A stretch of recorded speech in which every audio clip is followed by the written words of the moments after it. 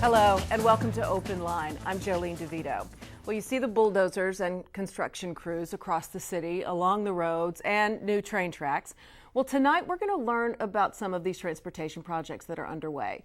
Viewers were invited to send in questions via email, Facebook, and/or Twitter, and we'll be getting those answered throughout the show. Our guests are Mayor Pro Tem Rick Stopfer, DART Board member John Danish. Bill Mahoney is here. Bill's the chairman of the Transportation Management Association for the Chamber of Commerce. How'd I do? Excellent. Good, I nailed it. And Don Williams is down there at the end of the table. Don is the Chamber's Business Retention Director. Gentlemen, thank you all for being here. Plenty to get to, but let's start with the biggest project, the DART Orange Line, of course. This, perhaps at the risk of sounding like a softball, Councilman, how important is the Orange Line to the city? Well, it's something we've been working on for over 30 years, and we've made a real commitment to dedicate the right-of-way and to have the Orange Line do what a lot of people are not able to do in their communities, and that's connect our businesses and the airport and our universities. So it's a real opportunity for us to highlight our businesses, highlight our educational institute, and make that travel available for those individuals. So, John, let me move to you.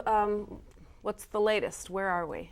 Well, we are under a due diligence review by the 5 construction companies that are interested in building the Orange Line for us. Okay. It'll be a $200 to $220 million project, and we hope to have the evaluation and the selection done by the end of this calendar year. If we do that, we should roll into Terminal A at DFW Airport by 2014. That third leg, I-3 is what we sometimes refer to it, will go from the new convention center to Terminal A.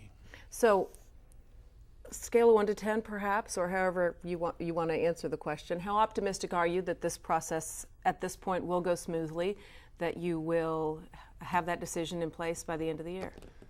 Very optimistic. I've heard that the contract, as I told you, was maybe as high as $220 million.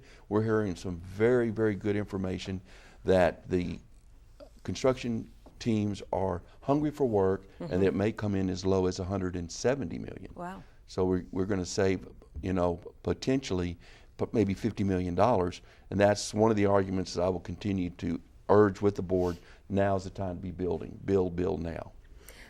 Bill, the Chamber's involvement in this project, talk about that for us if you would. We've been involved all the way through the planning stages, through the design. We're involved in all of the station designs, and we've been involved with coordinating the businesses, and there's a lot of transit-oriented development planned for the different stations.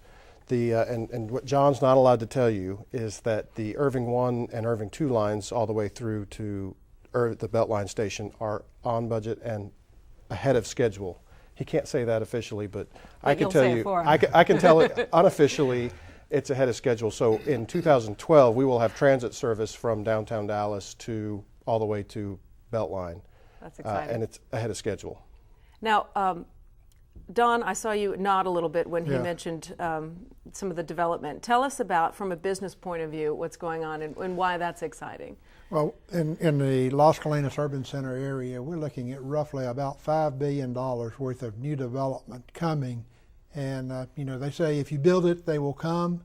They built, before the line was even built, we had developers coming in, acquiring land, getting ready to bring projects out of the ground. We held a transit-oriented development forum back in July, and great participation, great updates.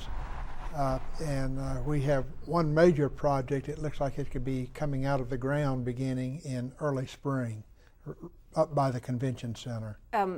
Can you give us any more details about what kind of projects we're talking about? Well, we're looking at primarily mixed-use developments. You'll have maybe a hotel component. You may have some retail components and some residential components, all part of it. So, John, a lot of people talk about the importance of the connection to DFW, of course, but we can't overlook this connects Irving to the entire system. Discuss that for us. I think it's always important to remember that the Las Colinas plan development, the vision of Ben Carpenter, was a planned unit transit-oriented development before the train was even there. It is designed, it can only really function to its maximum potential by mass transit coming in there. There would be no ability to park all the kind of jobs that are going to be created in there. And so mass transit is what enables the Carpenter Division to reach its final ultimate goal. And then connecting to the third busiest airport in America at DFW, the potential is just hard to even imagine. People who fly into DFW that want to buy a high-end cowboy boot, suddenly you can put that Western wear right on the Orange Line and you're like 5 minutes away, and you could go get a Stetson or a pair of boots and get back on the plane. That's a great example. What will the stations look like? Do we have any idea at this point? We do believe in Dart art, so to such a degree. I like that. To such a degree that we built the Traveling Man, which is that stainless steel down there by Good Latimer, to the tune of $1 million. And we have invested in a lot of design work for each station to carry out a consistent theme of Irving's transportation history. When you think about Irving, Texas, why did it develop? Well, it was two railroad surveyors out there looking for a stop on the Rock Island Railroad, and one of them happened to have a wife who was a fan of Washington Irving, and they said, why don't we call it Irving? Really? So we can catch the train and learn about the city at the same time, huh? And from there we also got the opportunity for DFW Airport, which has been a tremendous impetus to the growth of our city. So we're a city that really revolved around transportation.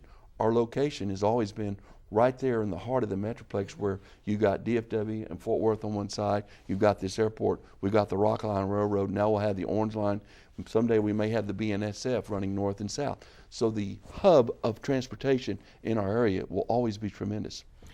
Bill, as we start to kind of envision these stations, if you would, paint the picture of what it might mean for businesses around the stations. What are the possibilities there?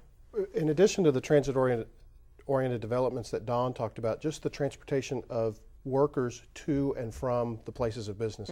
Irving has a population of 200,000 and has a workforce of 200,000. There's not many cities like that in the country. So we have to efficiently get people from all over the North Texas region into our city to work every day and back out at the end of the day so we can have our small little community of 200,000 people. One of the things we hear most from businesses that are agreeing to relocate from around the country is Irving's access to transportation. You have both of the airports. The DFW is obviously the major one, but Love Field is just a few minutes down the road. We've got multiple train, bus, and other access, and plus all of the highway access. The businesses, for their employees, want the access to transportation, both local and international, and Irving provides that. And you hear that from the companies that are relocated. Councilman, help us remember how we got here. Many people might not remember that a portion of the sales tax is going to DART. Well, it's always a challenge when we talk about our economic development, because one of the challenges we had with the Cowboys and other things is the other cities have not committed the full penny that they are allowed to commit for other uses as we have to DART. It runs us between $40 and $50 million a year that we contribute. And in addition to that money, we also, as I mentioned earlier, spent the dollars to acquire the right-of-way, and in our agreement to bring the line through, we also committed to $60 million. And so in addition to that money, we've continued to contribute in other forms. But the real issue is how do we move, and I think Bill touched on it, is how do we move our workers? And one of the problems we have is our air attainment. I serve on the RTC, and that's one of the things we worry about every day. In fact, we were fortunate that the President just recalled some of those standards, because we were very close to a situation where we would be in a non-air attainment, and which would mean that the dollars that we actually need for our roads and for our rail would not be available to us if we did not meet our air attainment. So the more that we can use this clean form of movement of people, the better off we're going to be for our air. The better for so many people in so many ways. Yes. John, would you like to add anything to that? The concept of moving people that Bill and Rick both touched upon is absolutely essential, because the potential that we see out there is that someday Irving may create 350,000 jobs. So you are actually kind of similar to New York City, where you have this little island of Manhattan and everybody's coming into it to work. How do you move them in and out of there? And it cannot function without some sort of mass transit. Councilman, it occurs to me to ask, as you travel and not only around North Texas, but perhaps beyond, do you still get, Irving, where the Cowboys used to play? Are you still fighting that battle a little bit? And as we have this conversation, I wonder how often it goes back to, well, hold on a second, listen to everything else that's going on there. Well, in some respects, we're still considered the home of the Cowboys because we have their training facility. They work here, they collect their checks here, they have a tremendous facility. So the Cowboys are still very present in the area. But it's still a question I receive as I go around the area. But what I try to explain to people is that we really are a business hub. To have the type of businesses that we have and to employ the amount of people that we do is really something. We're the third largest employer in the Metroplex. So when you look at only Dallas and Fort Worth employ more people than we do, and to have that opportunity for people to have jobs, that's really the goal of the city, and that is to make sure that the businesses thrive and the residents that live here have a place to work. Before we move on from DART, John, let me ask you about a change on the DART board. There's been redistricting? Yes. We recently had to go through the redistricting process because of the new census, and now every DART board member represents about 152,000 people. The total system is about 2.4 million people that we have in our service area. And the fascinating thing that you did observe in the, if you were to graph and then extrapolate out the population growth from the last census of 2000 to 2010, the urban core, which is the Dallas, declined from 8.3 to about 7.9 of the 15 seats, and the suburban votes now went to about 7.1. Now, if you take that forward into the next decade, you will see that it will begin to shift from where the urban core will drop below 7.5 and the suburbs will move to 7.5 or greater. So we're now reaching a point where we have true parity with the 900-pound gorilla, which has always been Dallas since the inception of 1983. And what would you say all that means for Irving and the people and businesses of Irving? Well, I think Irving is beginning to really get the return on its investment that Rick has talked about. And, we had to go through that tremendous election of 1996 when Jerry Jones literally spent $1 million to try to take us out of DART, and we voted to stay in. And now in the last 5 years, I can attribute almost and on the horizon, $1.2 billion worth of investment in the city of Irving when you add up the Rockline Rail Line Bridge over Beltline, Irving 1, Irving 2, and then eventually Irving 3. Let's move on to our next big topic, and that's the big 183 topic. So, Rick, let me start with you for an update on everything that's going on or perhaps not going on there. Well, I think it's interesting. 183 has been something I've been on the council now for 13 years that we were start working on back then. And Irving's done a tremendous job of getting ready for the 183. We've never really stopped the process. We've purchased homes and widened Story and MacArthur, and we're working on O'Connor right now. And we've continued to work through the RTC with TxDOT to get dollars to purchase right away. And so we've continued to move down that road for almost 13 years now. And now we're excited because we have the opportunity through this last legislative session to put together a comprehensive development agreement where we will build the main lanes. We've been working, as I said, for the last 13 years acquiring what we can and doing what we can. And we're working on the service roads. We're working on right-of-way. We've got about 3/4 of the right-of-way already purchased and the buildings demolished. And we're continuing to move forward with the sound walls. You've seen Stories closed off because we're working on that right now. And they're also working in the Nichols Park area over by off O'Connor. And they're doing walls over there, and they're doing a turnaround for the neighborhood so that area will be have some buffering from the noise.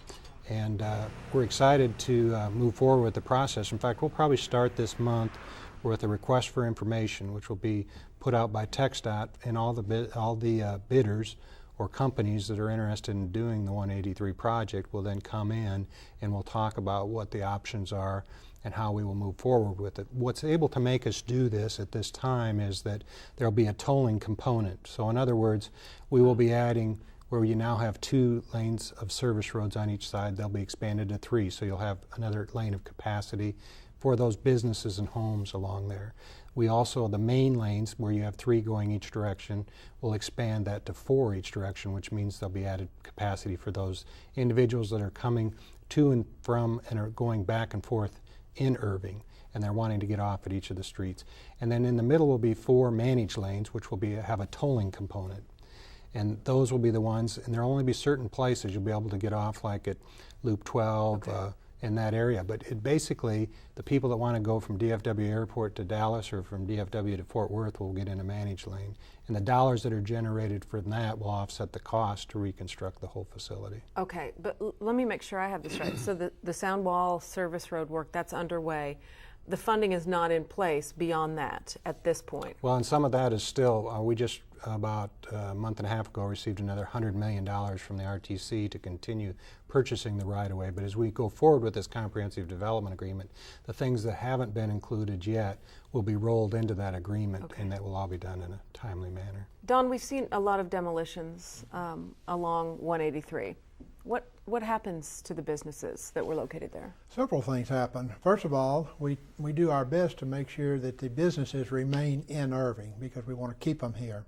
We've seen several businesses that have moved just up and down 183. For example, Los Lupus Mexican restaurant, they moved from a standalone location into Irving Mall. We saw Whataburger that moved down from Windgren down to the former Luby's location. We've also had a tremendous amount of new businesses coming into the area or rehabilitation of existing buildings. For example, Aspen Creek opened a restaurant that used to be the former Bennigan's that had been closed for quite a period of time. State Bank of Texas, TxDOT acquired a substantial piece of their land. It required them to demolish the building, but they had enough land behind that they have already built a new building that'll be opening here in the next couple of months. Just right there. Right there at their original location. We've had, I think the positive about Airport Freeway right now is the Aviation Institute of Maintenance, a major school across the United States, chose Airport Freeway for their Metroplex location, moving it from Dallas into Irving. For Well, the that's a central, win. Again, goes back to that central location and being able to draw students. And they into probably this like area. that it's Airport Freeway too. That doesn't hurt. Exactly, Right. that helps. Bill, what part of the project would you say catches your attention? I think it's an opportunity for the city to put a brand new face on an old road. You can look at the pictures back from 1950, and it was this little 2 lanes each way, basically country road. And over time, things grew into it, but we didn't really have the opportunity to make sure that the growth was aesthetically pleasing or things like that. Here's a brand new opportunity to put an entire face on our community. We've got the project going on at DFW North, the North Constructors. We've got the Diamond Interchange being fixed. We've got the Orange Line being completed.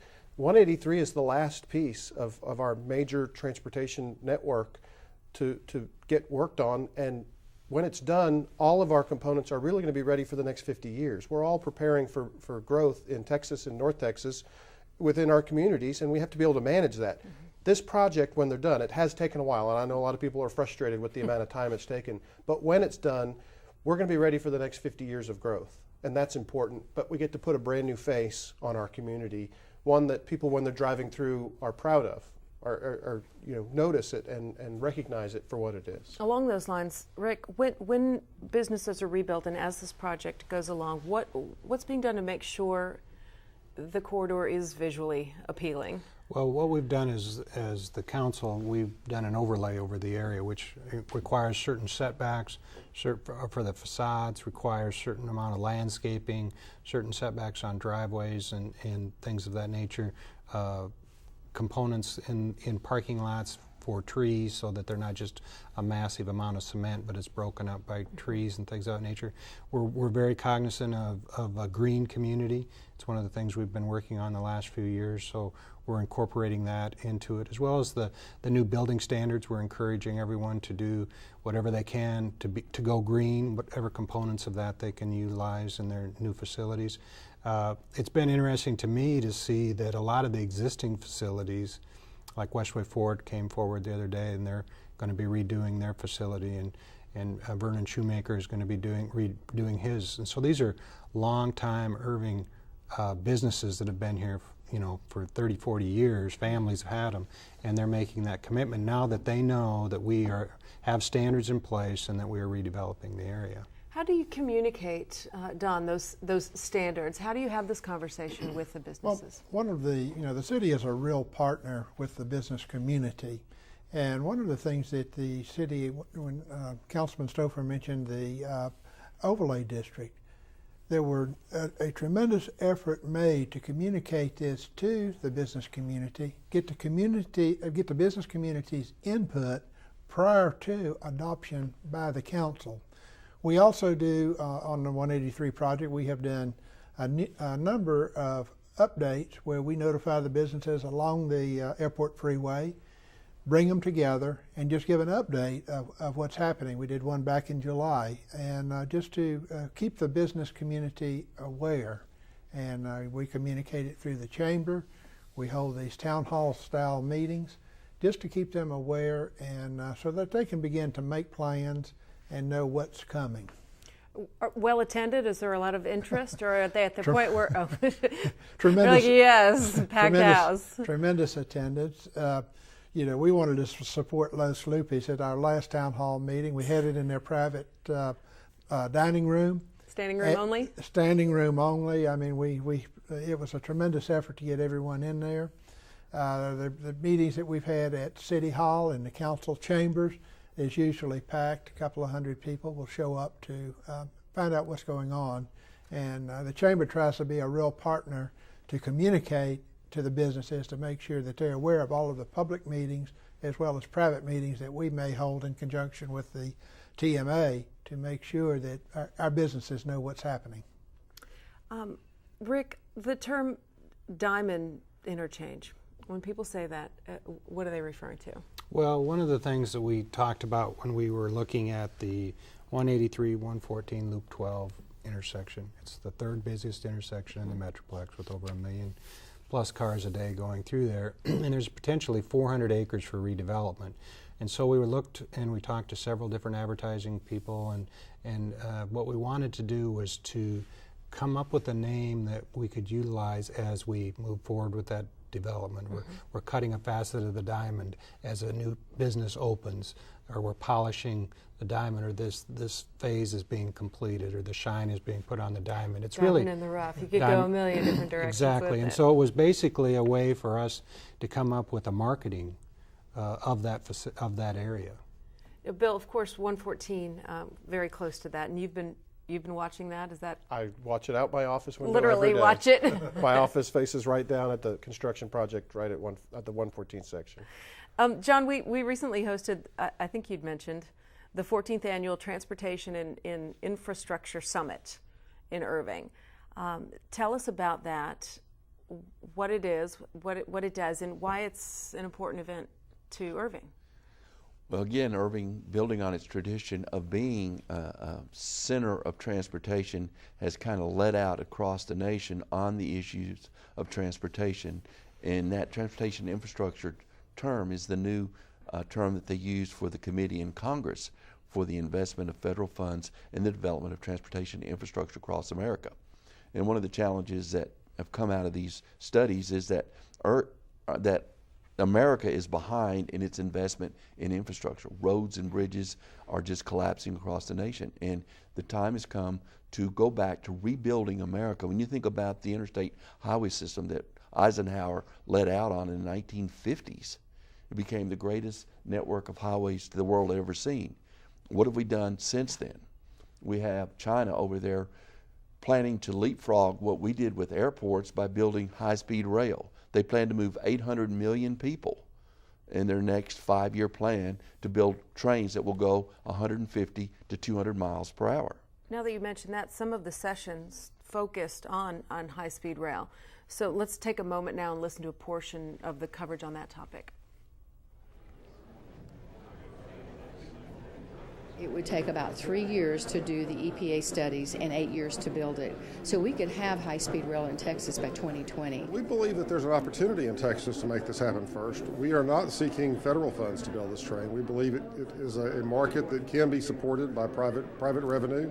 They would like to see the first line connect DFW Airport and Houston. It'd be running 200 plus miles an hour, and it could get you there in under 90 minutes. We think there's a great opportunity to provide a safe, fast, very reliable, and comfortable transportation in high-speed rail, 90 minutes or less, between Houston and the Dallas-Fort Worth Metroplex. We are on a leading edge now, and we have all the pieces in place, so it's just moving down the road, so to speak, and I just think Texas will be first, and that's exciting.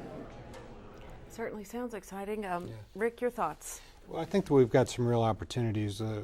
Secretary LaHood was in this weekend, and one of the things he talked at a group of people was that he felt that Texas was ready for high-speed rail, and Texas probably would be the first state to actually build 200-mile-plus-an-hour trains. So that was very encouraging to me, as many of the other people that are advocates for the high-speed rail. You know, the whole issue here, there's a time sense that comes into play. All the businesses that we talked about, with 200 and some thousand employees coming into the city each day to work, when there's an accident on one of these roads, those individuals are late. When there's an accident and they're going home, then they've got people at home that are waiting for moms to cook dinner, and they're hungry and frustrated. Right, and their sitters being able, with high-speed rail and with the DART light rail, people can time. They know that when they get on the train at such and such a time, after 2 or 3 stops, they're going to stop at such and such a time. So they're going to be able to, the workers, the employees are going to be able to plan their time.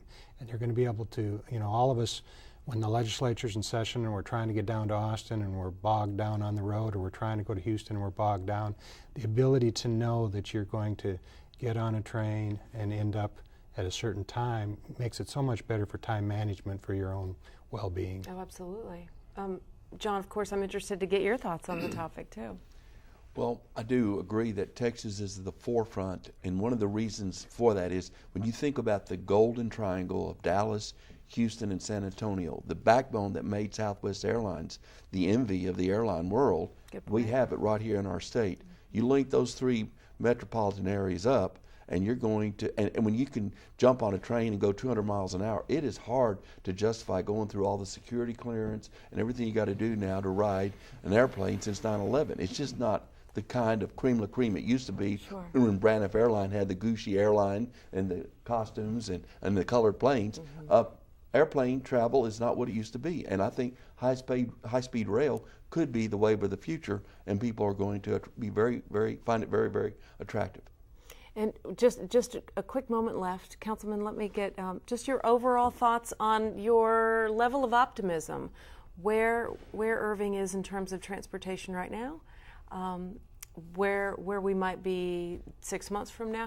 How you feeling? I'm feeling real comfortable that we're making some real progress. I think 6 months from now we'll be in a position to know who we are actually working with on the 183 project. Sure. I think within 6 months from now we'll know the 3rd leg of the Orange Line will be let, and we'll be able to tie down those timelines when we will be at the airport.